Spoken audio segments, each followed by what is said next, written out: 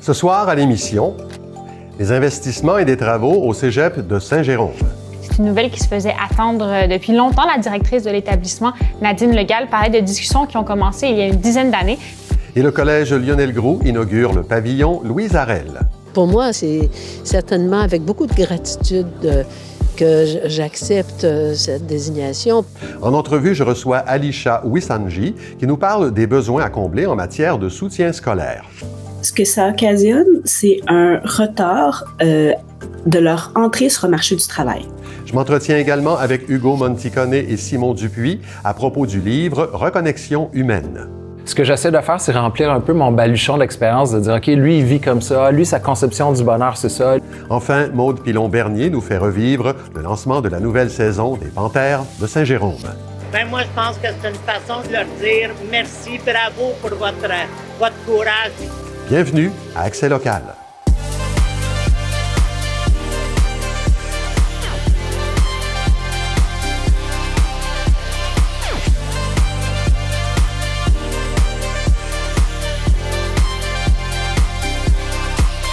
Mercredi 17 septembre 2025, bon début de soirée. C'est Claude Desjardins en compagnie de Clara Maté-Genet. Bonsoir Clara. Bonsoir Claude. Clara, la rentrée scolaire est déjà derrière nous, mais elle s'accompagnait cette année de nouvelles annonces pour les cégeps de la région. On va commencer par celui de Saint-Jérôme.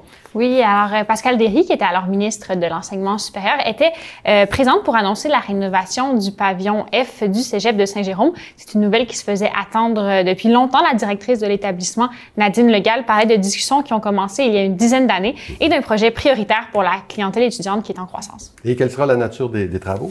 Alors, ce sont des rénovations qui viendront répondre aux besoins des programmes de génie mécanique et de génie des matériaux composites. Leurs laboratoires seront rénovés et mieux adaptés aux nouvelles exigences de leur formation. Mais le pavillon ne va pas seulement avoir une cure de jeunesse, il va s'agrandir aussi. 14 nouvelles classes seront construites qui pourront accueillir 825 étudiants et étudiantes supplémentaires parce qu'on le sait, la population des Basses-Laurentides augmente et donc la population étudiante aussi.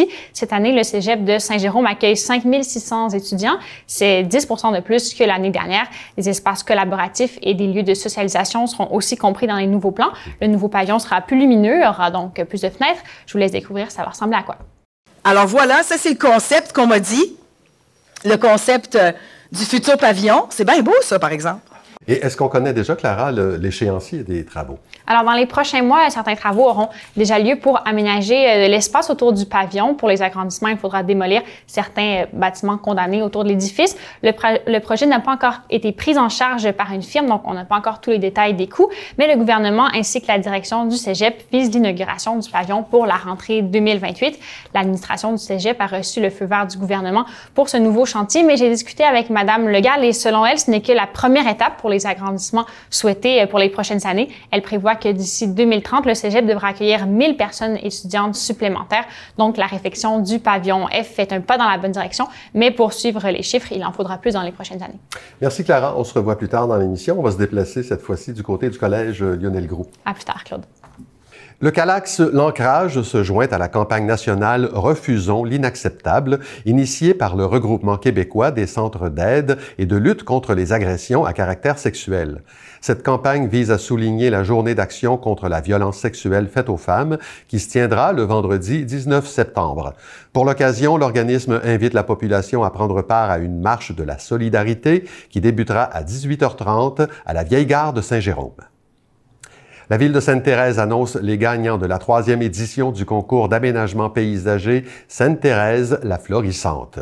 Les gagnants ont été choisis grâce à un vote du public tenu sur la page Facebook de la Ville. Les citoyens dont les photos ont reçu le plus de votes ont remporté un chèque cadeau de 100 $ à la boutique du Jardin Dillon. Un gagnant par district a été récompensé, en plus des lauréats issus des catégories façade de maison, balcon et terrasse et aménagement comestible. Les besoins en soutien scolaire ne font qu'augmenter au Québec et l'École des Grands, qui offre un programme de mentorat éprouvé depuis plus de 10 ans, signale que la participation à ces activités a bondi de 50 % depuis l'année dernière.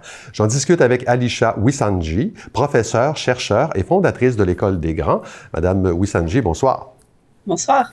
Bon, alors, ce programme-là, je vais essayer de le résumer là, à sa plus simple expression. C'est que vous jumelez des étudiants du collégial avec des élèves du primaire, que vous mettez ensemble dans des ateliers d'aide aux devoirs, particulièrement en français, mathématiques et sciences. C'est bien ça?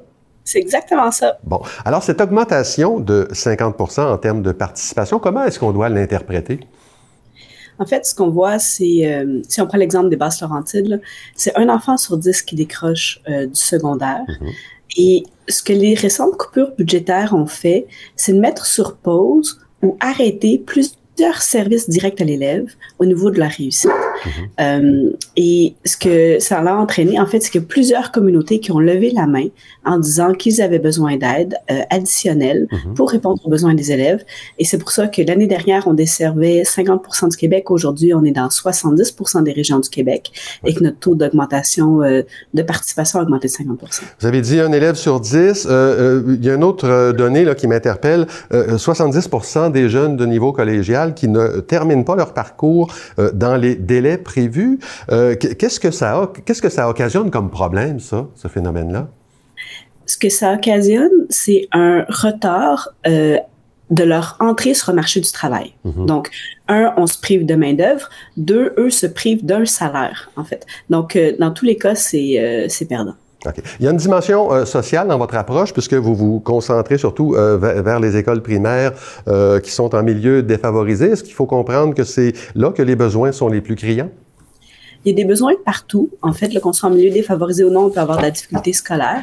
C'est juste que les besoins étant infinis et les ressources finies, on va se concentrer sur les écoles en milieu défavorisé, là où il y aurait eu le plus de besoins. OK. Faute de ressources, dites-vous, il y a des enfants qui perdent confiance en leurs moyens, donc ça les place forcément en situation d'échec. On voit d'éventuels décrocheurs là-dedans. Ça doit nous forcer à voir les difficultés académiques dans un angle plus global. Là. Les impacts à long terme peuvent être énormes. Là. Oui, en effet. Donc, il y a des dimensions personnelles, sociales, culturelles aussi, dans le fond, qui occasionnent des impacts. Nous, ce qu'on voit, en fait, c'est que les enfants qui participent à l'école des grands, les enfants du primaire, qui viennent recevoir ce mentorat de la part d'un collégien, collégienne bénévole, qui devient comme un grand frère, une grande sœur, va s'améliorer dans sa réussite scolaire. Donc, va améliorer ses notes en français, en mathématiques et en sciences. Et du même côté, les mentors eux-mêmes s'améliorent dans leur réussite personnelle, professionnelle et sociale. Donc, c'est gagnant-gagnant. Oui. Eh bien, justement, les institutions qui accueillent le programme sont de plus en plus nombreuses. Vous l'avez dit tantôt, c'est implanté dans 70 régions du Québec. Il a fait ses preuves, ce programme-là, mais ce que vous affirmez, non seulement vous pouvez le dire que le programme a fait ses preuves, mais ce que vous affirmez est appuyé par une étude sérieuse qui a été publiée tout récemment. Je pense que vous venez d'en parler un peu, mais qu'est-ce qu'elle dit essentiellement, cette étude-là? En effet, en collaboration avec l'Université de Montréal, avec l'UQAM, avec le Centre de recherche ECOB aussi à Jonquière, on a fait une étude des données 2016-2023 de l'école des grands. Et ce qu'on voit, c'est que nos petits garçons du primaire qui sont vulnérables, lorsqu'ils viennent à l'école des grands, se maintiennent en succès entre le début et la fin de l'année scolaire, alors que les élèves de leur propre classe ils ont les mêmes moyennes au début de l'année scolaire, en fait, mais qui n'auraient pas participé à l'école des grands, tombent en échec à la fin de l'année scolaire. Ouais. Donc, on est vraiment là en prévention du décrochage scolaire et en soutien à la réussite. D'accord. Le programme va être implanté au Collège Lionel Groulx. Ça, c'est nouveau là, cette année-là. Je sais que l'institution va faire une conférence de presse. On leur damera pas le pion, là, mais comment est-ce que c'est déjà en bonne marche? Est-ce qu'il y a déjà des inscriptions? Exactement. Donc, on est très heureux d'annoncer que le Cégep Lionel Groulx va se joindre à l'aventure de l'École des grands dès cet automne. Ouais. Et ils ont déjà trouvé une école primaire. Les inscriptions vont bon train. Donc, on a très hâte d'ouvrir les portes. Bien, je vous remercie beaucoup, Alisha Wisanji, fondatrice de l'École des grands. J'invite les gens à aller visiter votre site web. Et il y a une fondation, la Fondation W. Les gens peuvent en profiter pour faire un don. Alors, merci d'avoir été là. Merci à vous. Le parc régional et éducatif Bois de Belle-Rivière invite la population à la 11e édition de Mirabelle, Fête l'érable du Québec, les 20 et 21 septembre. Les participants recevront un repas du terroir offert dans un panier à pique-nique gourmand, pensé pour être consommé en duo. Plusieurs activités familiales et d'animation variées seront également offertes, en plus d'un marché du terroir où de nombreux exposants artisanaux mettront l'érable à l'honneur. Il est possible de réserver son panier à pique-nique dès maintenant. La Ville de Sainte-Thérèse invite la population à l'activité de porte ouverte de la caserne de pompiers située au 200 boulevard du Charme le samedi 20 septembre de 10h à 15h. Cet événement annuel permet aux familles de rencontrer les experts en matière de sécurité incendie et de visiter la caserne et ses équipements. Sur place, des hot dogs seront servis par l'Association des pompiers auxiliaires de Lanaudière Laurentide. Tous les profits amassés seront remis à cet organisme venant en aide aux sinistrés et à différents services de sécurité incendie de la région.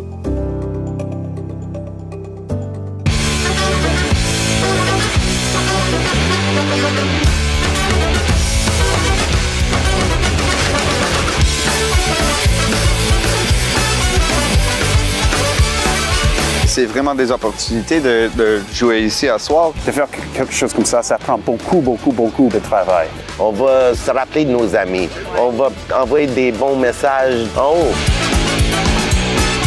Music for Cancer, TVBL, yes sir.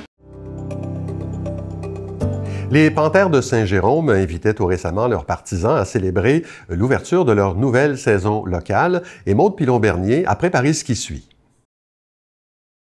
On présente l'édition 25-26 des Panthères, ainsi que les dirigeants de l'équipe. Alors, c'est une façon de les saluer. Et bien entendu, les maires qui présentent ici l'aréna, ils sont 3, Sainte-Sophie, Prévost et Saint-Jérôme. Donc, les maires sont avec nous. C'est une façon de leur dire merci, mais c'est une façon aussi avec les spectateurs. On a eu un tailgate party. C'est de leur dire, regardez là, c'est des jeunes de 16 à 20 ans, il faut venir les encourager. Ces jeunes-là veulent énormément, ils se donnent à tous les matchs, ils ont des restrictions, ils doivent aller à l'école, ils doivent se coucher de bonne heure, bien manger. Ben moi, je pense que c'est une façon de leur dire merci, bravo pour votre courage, puis continuez, on va être derrière vous pour l'année. Le premier objectif, c'est de ramener le monde au hockey à Saint-Jérôme.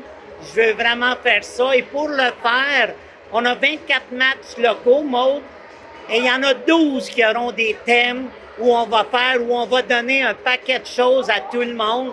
Donc, c'est ça qu'on veut. On va faire tirer un barbecue udon d'une valeur de 5 000 $. Ça va être le dernier tirage de l'année. Fait qu'à toutes les fois que tu viens au Panthère, tu remplis un coupon de participation. Et au dernier match de l'année, on va piger le gagnant d'un barbecue de 5 000 $. Il est ici dans l'aréna, venez le voir, ça vaut la peine.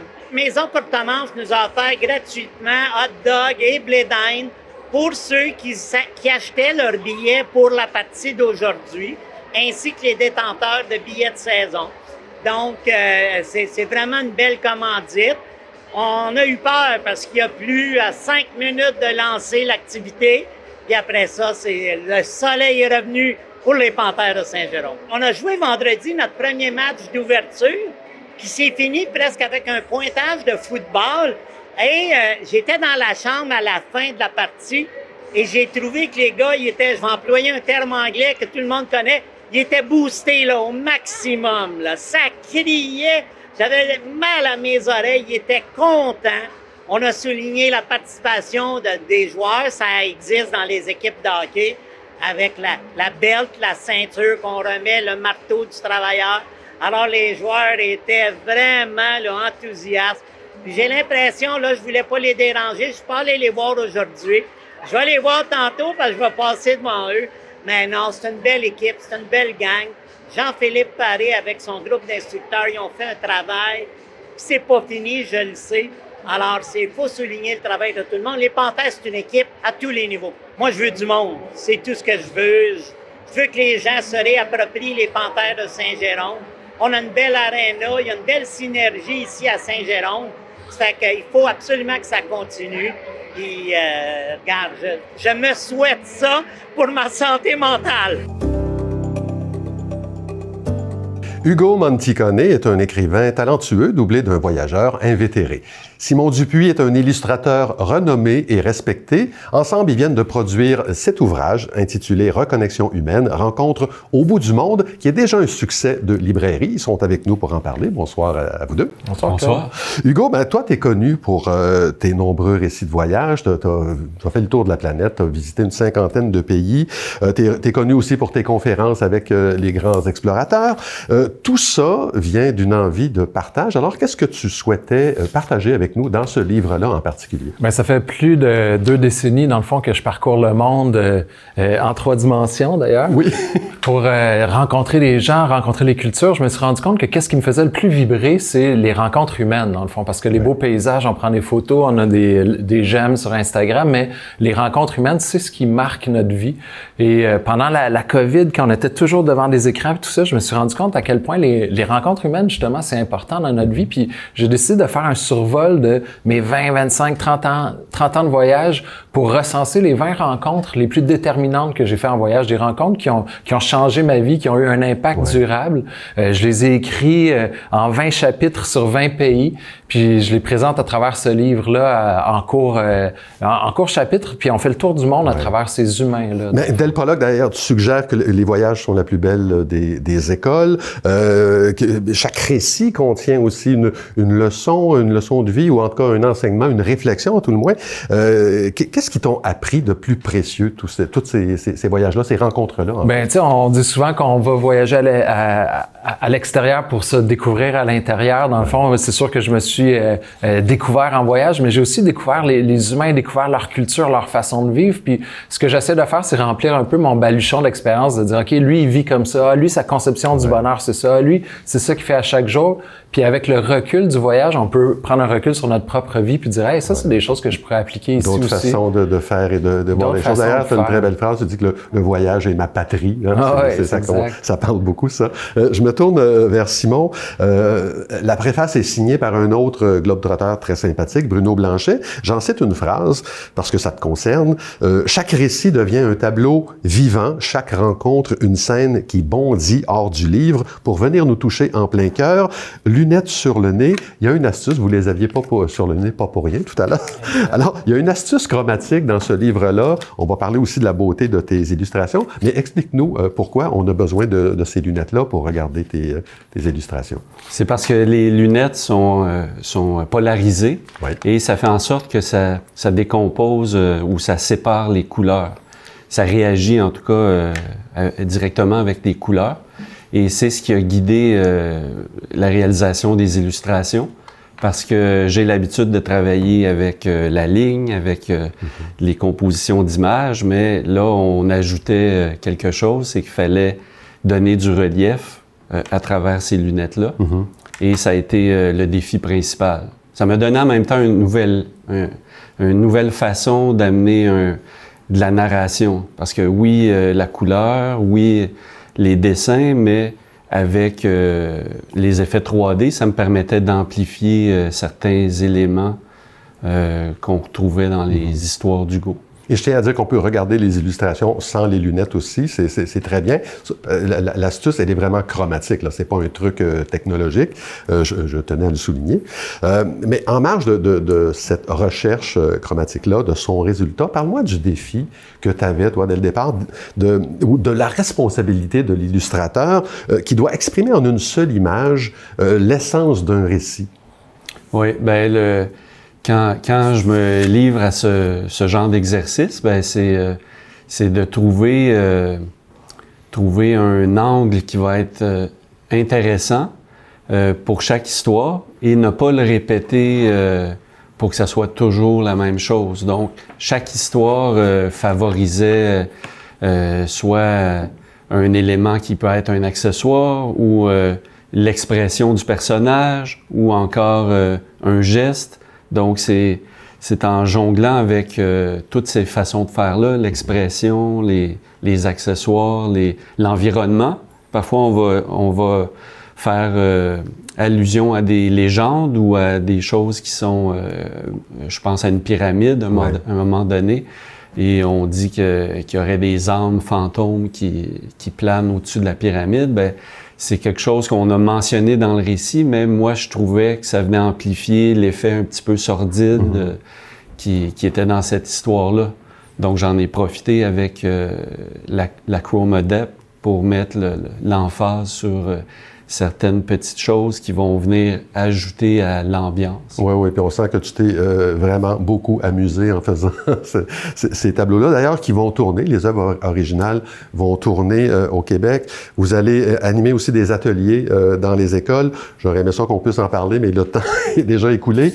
On parlait donc de ce livre « Connexion humaine », 144 pages aux éditions Sylvain Harvey, pardon. Et je souligne aussi, Hugo, en terminant, que grâce à la magie de la télé, tu donnes cette entrevue-là, puis en même temps, tu lances ton film Bali, Terre de merveille, dans le cadre des grands explorateurs. Ceux qui l'ont raté ce soir, mais pourront se reprendre parce qu'il y a plein d'autres dates.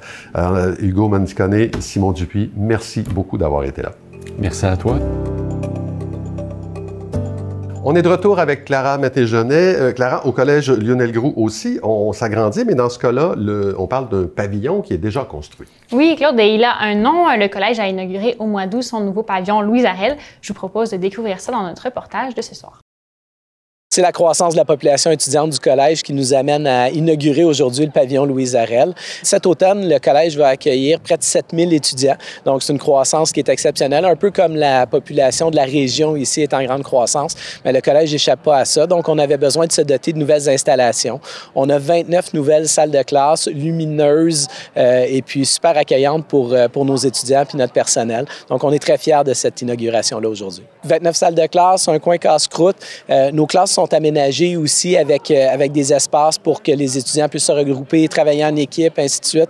Donc, beaucoup d'espaces qui vont permettre à nos étudiants de vivre une vie collégiale qui va être plus dynamique. On va avoir technique de l'informatique qui va se retrouver dans le programme ici, technique d'administration et de gestion. Et le fait d'ajouter ces espaces-là nous permet aussi d'accueillir un nouveau programme cette année, qui est le programme de soins préhospitaliers d'urgence. Donc, on va former des paramédics ici au Collège Lionel Groux. Il y a d'immenses besoins dans la région, dans les Basses-Laurentides. Et donc, on avait besoin de démarrer ce programme-là. Alors, on accueille notre première cohorte en soins préhospitaliers d'urgence.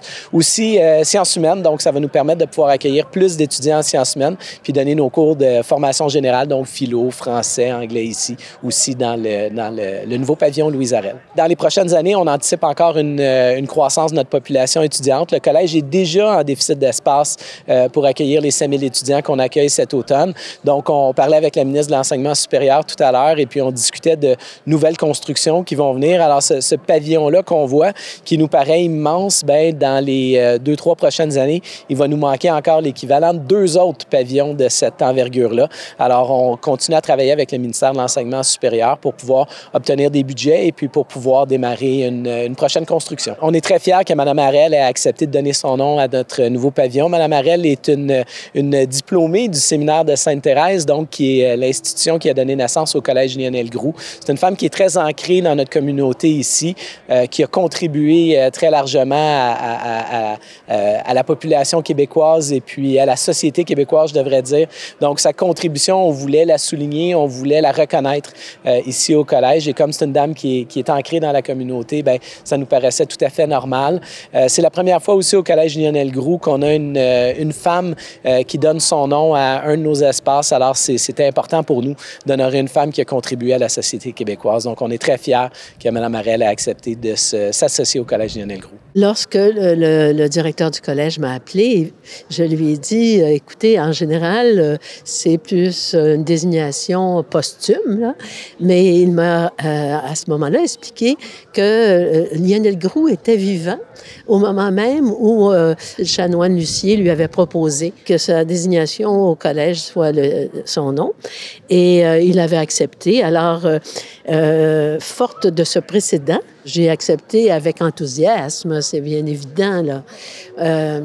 Pour moi, c'est certainement avec beaucoup de gratitude que j'accepte cette désignation parce que j'ai passé ici des années qui ont été extrêmement importantes dans ma vie, des années qui ont influencé tout le cours de ma vie. l'enseignement supérieur, c'est-à-dire que l'enseignement postsecondaire qui s'est poursuivi ici, mon père y était venu, mon oncle, et je les admirais d'une certaine façon, et c'était un espoir que j'avais de pouvoir moi-même poursuivre mes études ici.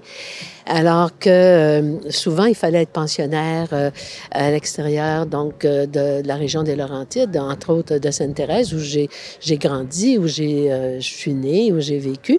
Alors, venir au collège où mon père avait étudié, là, c'était une ambition que j'avais comme adolescente. Pour vous dire la vérité, je suis assez inquiète.